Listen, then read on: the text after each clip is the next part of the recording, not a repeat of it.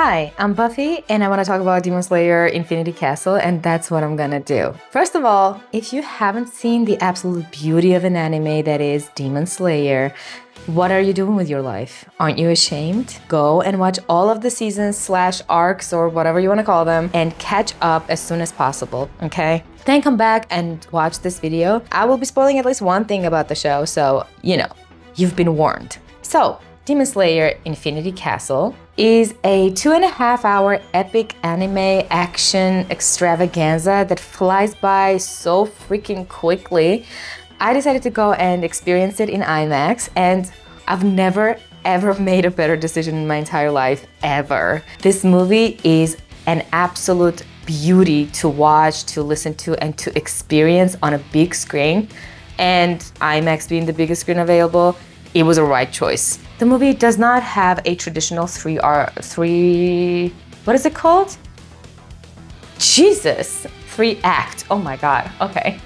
So the movie does not have this traditional 3-act structure, in my opinion. I mean, you could argue that everything has a traditional 3-act structure, but I don't think this movie does, because it is basically 3 battles taking place simultaneously, but arranged in a crescendoing sequence of backstories, intensity, and emotional impact. So the first fight we get is between Shinobu and Doma. This is the first and the shortest fight, I believe, and yet it was so well animated, so badass, so impactful, so awesome to watch. The second fight is between Kaigago, I guess. If I'm mispronouncing it, bear with me, okay? And our useless crybaby, Zenitsu. And oh my God, was I ever so grateful to have Zenitsu for once add to the team and redeem himself and prove for once and for all that he, in fact, is worthy of being in Demon Slayer Corps, okay? Thank God, finally, we got it. And the last fight takes place between Gyu and Tanjiro, and the latter being one of the more disliked characters by people like myself who haven't read the manga and have just watched the show. I gotta be honest, I've seen Demon Slayer more times than I'm willing to admit. I have a little bit of an unhealthy attachment to this show. Shout out to TikTok for getting me hooked on this thing. And every single time I watch this show, I cry by the end of the Mugen Train arc. Like fat tears, ugly sobbing, weeping, cry my eyes out. And also, when the fucking crow is crying on his way to deliver the news of Rangoku's death, I mean... Oh, come on!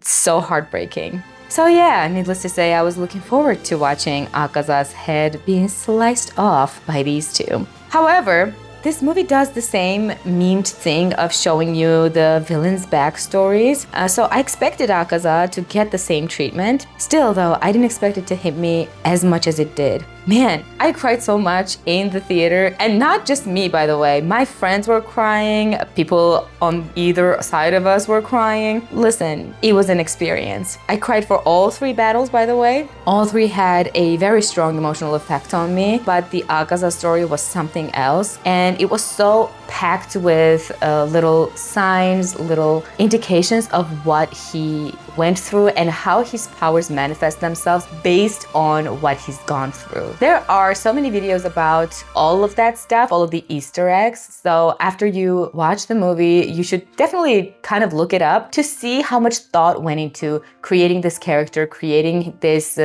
powers, and designing everything basically. So yeah, fascinating and incredibly touching as well. All the crying and emotions aside, this movie is a technical achievement in itself. There were new animation and rendering techniques, I guess, invented specifically for this film, and it definitely shows. The animation is absolutely breathtaking. The action keeps you on the edge of your seat. The sound design and mixing was fantastic, and they hit you in your core. The voice acting, oh my God. Obviously, I watched the Japanese version, so the Japanese voice actors, they know what they're doing, honey. They hit you where you live. And of course, the score. The score is so fitting and beautiful. So yeah, A perfect anime for anime lovers and non-anime lovers alike, in my opinion. It's already breaking a lot of box office records, so hell yeah. If you aren't the biggest fan of anime in general, I think you should still give Demon Slayer a try, okay? I'm just saying, I might be biased, but you might still like it. It is a very sweet and yet dark story. It's beautiful, heartbreaking, heartwarming, emotional, and quite funny at times. So yeah, check it out and then watch the movie as well. And if you've seen Demon Slayer Infinity Castle, let me know what you thought. Thank you so much for watching, and until next time, bye! Oh my god.